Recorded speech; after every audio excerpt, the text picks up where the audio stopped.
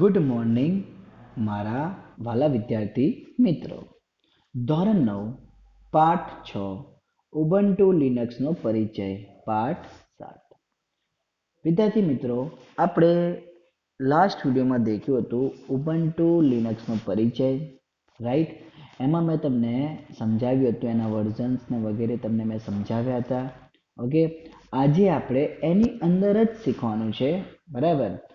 આપણે કાલના વિડીયોમાં કેટલું હતું, ખાલી ડેસ્કટોપ તમારે ઓપન થયું હતું. હવે અંદર કઈ કઈ રીતે પ્રક્રિયા હોય છે આજે આપણે એ શીખશું. તો ચલો વિદ્યાર્થી મિત્રો, કોની સાથે શીખવું છે? મિત્ર સર સાથે શીખવું છે. તો પહેલો પોઈન્ટ છે, ધ્યાનથી સાંભળજો. કોમ્પ્યુટર સાથે જોડાયેલા તમામ સ્થાયી અને રિમૂવેબલ સ્ટોરેજ સાધનો માટે સ્વતંત્ર ફાઇલ સિસ્ટમ હોય છે. હાર્ડ ડિસ્કના દરેક સ્વતંત્ર પાર્ટીશન માટે પણ અલગ અલગ ફાઇલ સિસ્ટમ આપવામાં આવે છે.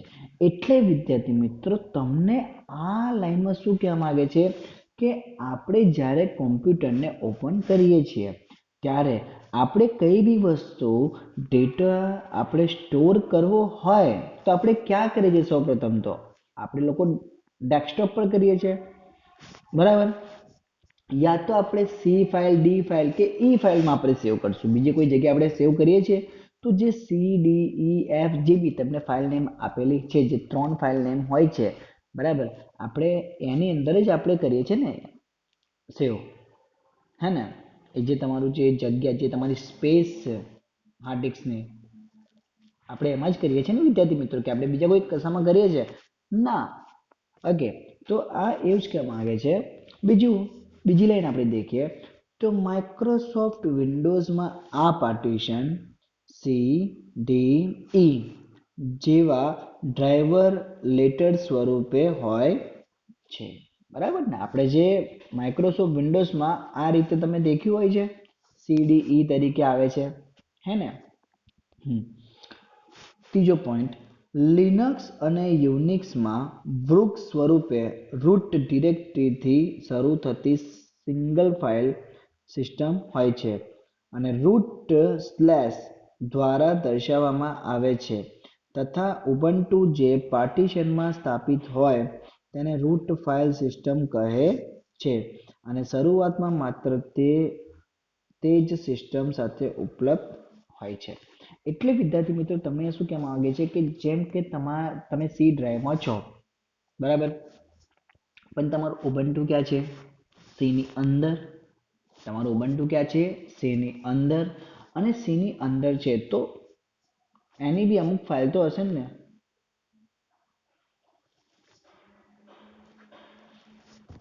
સાચી વાત કે ખોટી મારી? કે અંદર એની બી ફાઇલ તો હશે જ ને.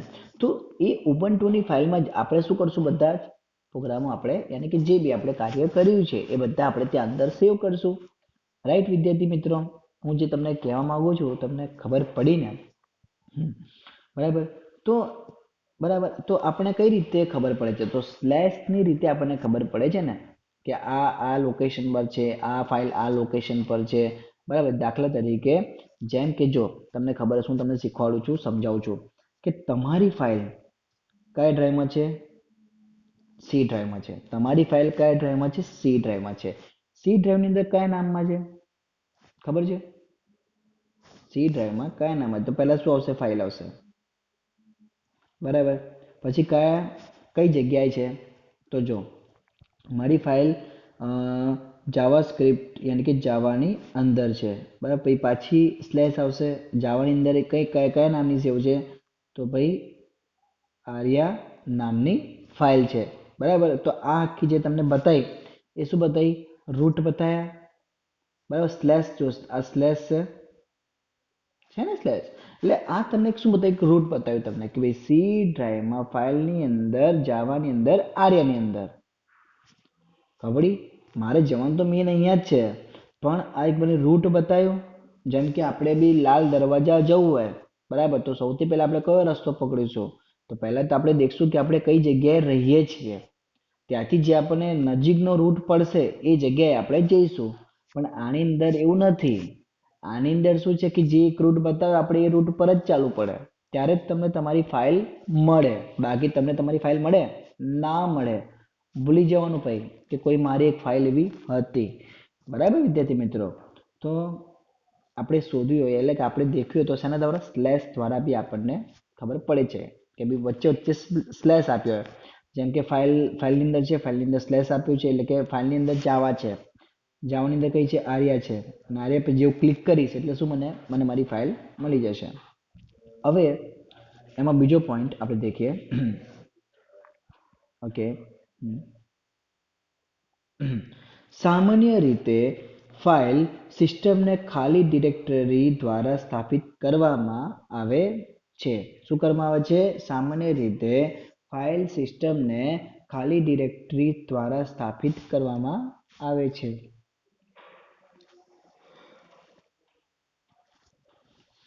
સ્થાયી સાધનોની આપોઆપ ફાઇલ બ્રાઉઝરના ડાબી બાજુના ભાગમાં અને પ્લેસમાં મેનુમાં દર્શાવાય છે. જો ધ્યાનથી સમજો આ પોઈન્ટ.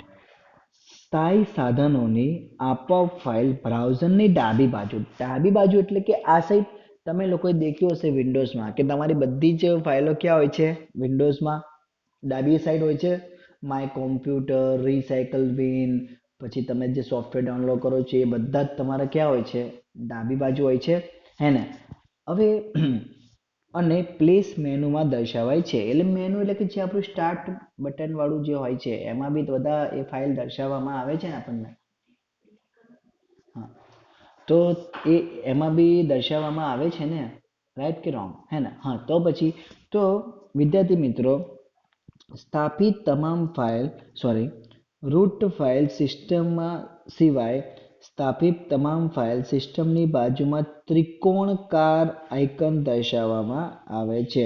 તો ધ્યાનથી સાંભળજો, શું કહેવામાં આવે છે કે રૂટ ફાઇલ સિસ્ટમ સિવાયની, એટલે કે જે રૂટ ફાઇલના સિસ્ટમની સિવાયની છે ફાઇલ, બરાબર, એ ક્યાં થશે? સ્થાપિત તમામ ફાઇલ સિસ્ટમની બાજુમાં ત્રિકોણાકાર આઇકોન દર્શાવવામાં આવે છે. કયું આઇકોન દર્શાવવામાં આવે છે? તો ત્રિકોણાકાર આઇકોન દર્શાવવામાં આવે છે.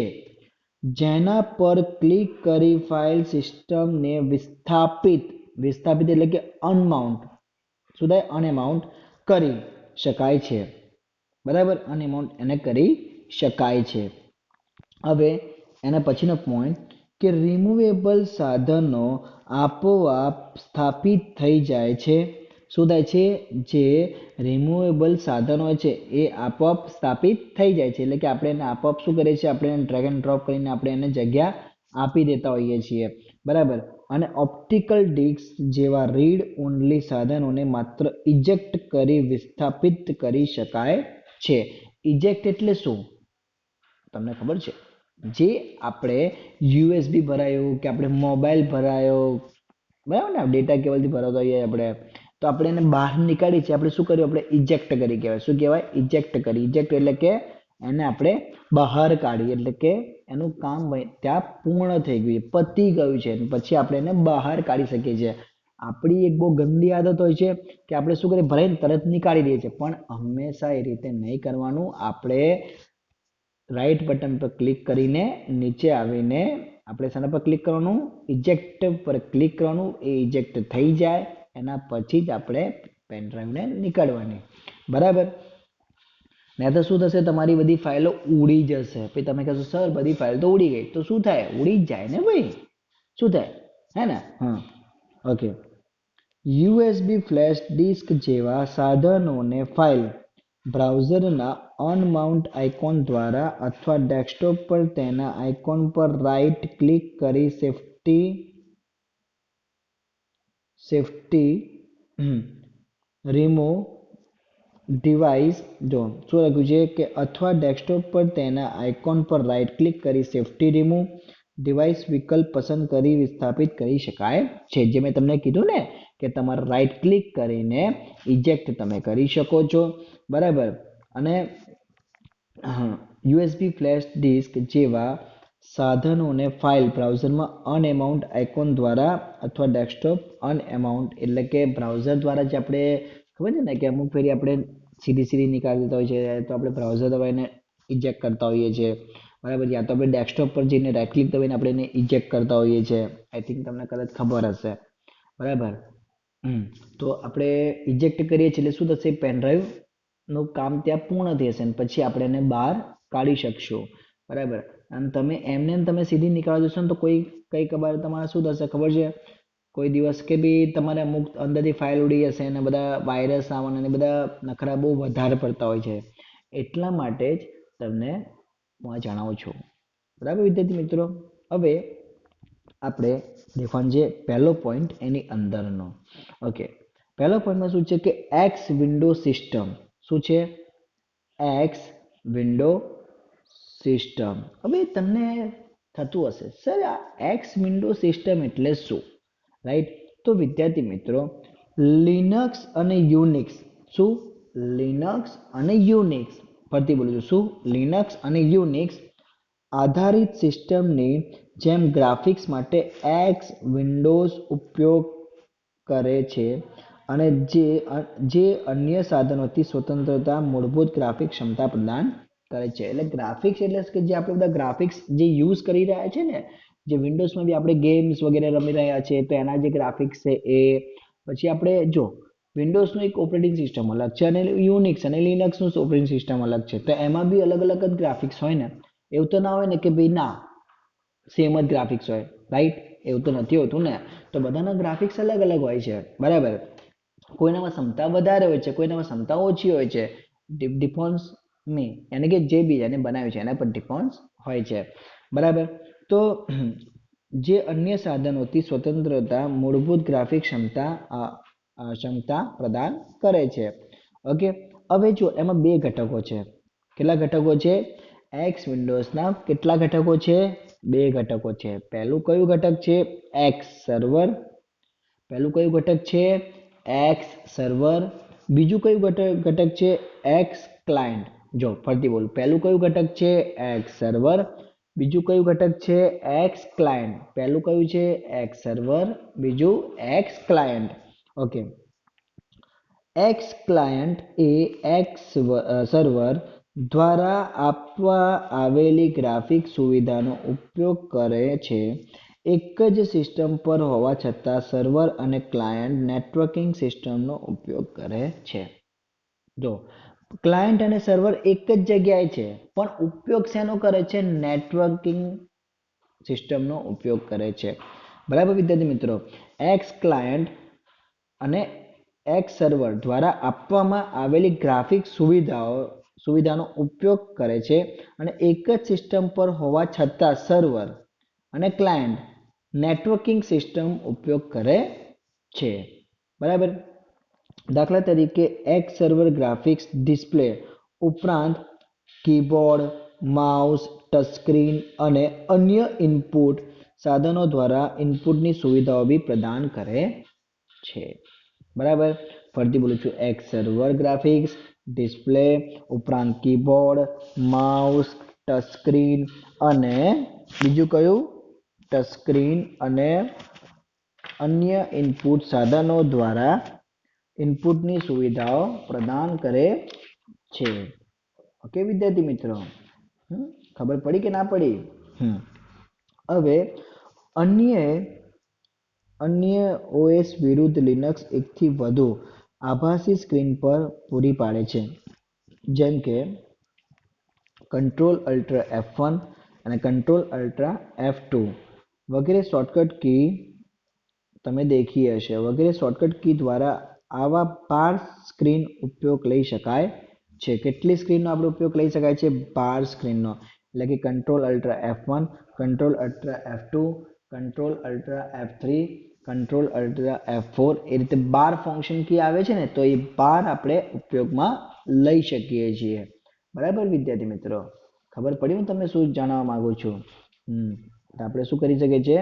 12 લઈ શકીએ છીએ. અને આ પૈકી પ્રથમ 6 સ્ક્રીન એટલે કે પ્રથમ 6 સ્ક્રીન એટલે કે F1, F2, F3, F4, F5 અને F6 એટલે કે પ્રથમ 6 સ્ક્રીન શું હોય છે? ટેક્સ્ટ મોડ સ્ક્રીન હોય છે. કઈ હોય છે? ટેક્સ્ટ મોડ સ્ક્રીન હોય છે. કઈ હોય છે? ટેક્સ્ટ મોડ સ્ક્રીન હોય છે. જ્યારે બાકીના કઈ હોય છે? ગ્રાફિક્સ મોડ સ્ક્રીન હોય છે. અને બાકીની જે વધી F7 થી લઈને કઈ વધી જો હું લખું તમને અહીંયા જો ધ્યાનથી સમજો વિદ્યાર્થી મિત્રો. F1 થી લઈને F6 સુધી કઈ હોય છે? સ્ક્રીન સ્ક્રીન હોય છે ને, ટેક્સ મોડ સ્ક્રીન હોય છે ને, હા, ટેક્સ મોડ સ્ક્રીન. ઓકે, અને બીજી કઈ મેં તમને કીધી F7 થી લઈને F12 સુધી, બરાબર. એ કઈ હોય છે? Graphic mode. Graphic mode screen હોય છે, બરાબર વિદ્યાર્થી મિત્રો. તો ખબર પડી ને, એટલે કે આ 12 સ્ક્રીન હોય છે. તો પહેલી 6 કઈ હોય છે? ટેક્સ્ટ મોડ સ્ક્રીન હોય છે. બીજી કઈ હોય છે? ગ્રાફિક્સ મોડ સ્ક્રીન હોય છે. સામાન્યતઃ પ્રથમ 6 સ્ક્રીન પર પૂર્વ નિર્ધારિત ટેક્સ્ટ મોડ સ્ક્રીન દ્વારા શરૂ કરવામાં આવે છે અને 7મા સ્ક્રીન પર પૂર્વ નિર્ધારિત ગ્રાફિક્સ સ્ક્રીન શરૂ કરવામાં આવે છે. તો વિદ્યાર્થી મિત્રો, મેં તમને અત્યાર સુધી જેટલું સમજાવ્યું તમને ખબર પડી હશે, અને ખબર ના પડી હોય તો તમે મને પૂછી શકો છો. ઓકે વિદ્યાર્થી મિત્રો, thanks for watching my video. Good bye, stay home, જય હિન્દ.